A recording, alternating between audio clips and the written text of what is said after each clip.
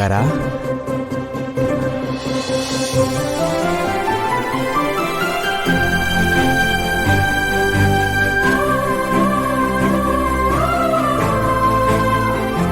ಏನೋ ಅಭಿ ಇಲ್ಲಿಗೆ ಬಂದಿದ್ದೀರಾ? ಬುದ್ಧಿ ಇದೆಯಾ ರಾಣಿ? ಮನೆಗ್ ಬಂದಿರೋರ್ನ ಯಾಕೆ ಬಂದ್ರಿ ಅಂತ ಕೇಳ್ತೀಯ? ನಾನೇನೋ ಕ್ಯಾಶುಯಲ್ ಆಗಿ ಕೇಳಿದೆ ಸರ್. ಚಿಕ್ಕ ಮಕ್ಳು ನಾಣಿ, ಹರ್ಟ್ ಆಗ್ತಾರೆ ಅಲ್ವಾ ಬಂಗಾರ? ಏನಿಲ್ಲ ರೀ, ನಮ್ ನಾಣಿ ಅಂಕಲ್ ಅಲ್ವಾ? ನಿಜವಾಗ್ಲೂ ನೀನು ಬಂಗಾರನೇ. ಹಾಯ್ ಅಬಿ. ಹಾಯ್. ಕೂತ್ಕೊಳ್ಳಿ. ಜ್ಯೂಸ್, ಕೂಲ್ ಡ್ರಿಂಕ್ಸ್, ಹಾರ್ಲಿಕ್ಸ್, ಬೋರ್ಮಿಟಾ ಏನ್ ತಗೋತೀರಾ? ನಿಮ್ಮಿಷ್ಟ ರೀ. ನನಗೇನ್ ಬೇಡ. ದಿವ್ಯಾ, ವಿಷಯ ಹೇಳು. ನಿಮ್ಗೊಂದ್ ವಿಷಯ ಹೇಳ್ಬೇಕು ರೀ. ಒಂದ್ ನಿಮಿಷ ಬಂಗಾರ. ಚಿಕ್ಕಮ್ಮ, ಮಕ್ಳಿಗೆ ಜ್ಯೂಸ್ ತಗೊಂಡ್ ಬನ್ನಿ.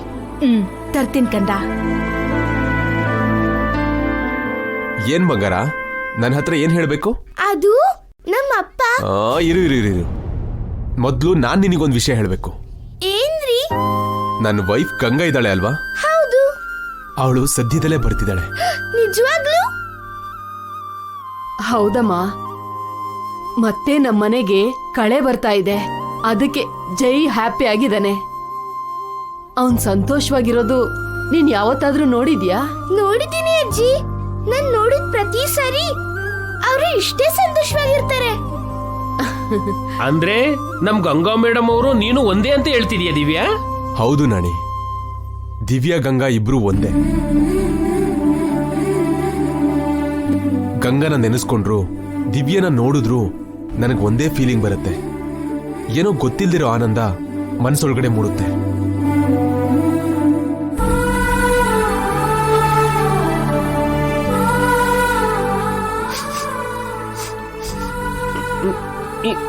ಇಲ್ಲೇನೋ ಸುಟ್ಟಿರೋ ವಾಸನೆ ಬರ್ತಿದೆಯಲ್ಲ.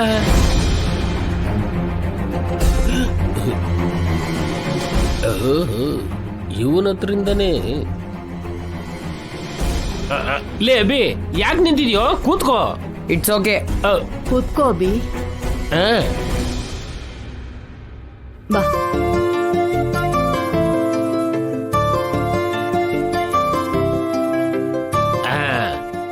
ಏನ್ರಿ, ನಿಮ್ ಹೆಂಡತಿ ಬಂದ್ರೆ ನನ್ನ ಮರ್ತೋಗ್ತೀರಾ? ಇಲ್ಲ ಬಂಗಾರ, ಅವಳಿಗೆ ನಿನ್ನನ್ನು ತೋರಿಸಿ ಇವಳಿಂದನೇ ಅವಳನ್ನ ಮರ್ತೋಗಕ್ಕಾಯ್ತು ಅಂತ ಹೇಳ್ತೀನಿ. ನಿಜವಾಗ್ಲೂನಾ ರೀ?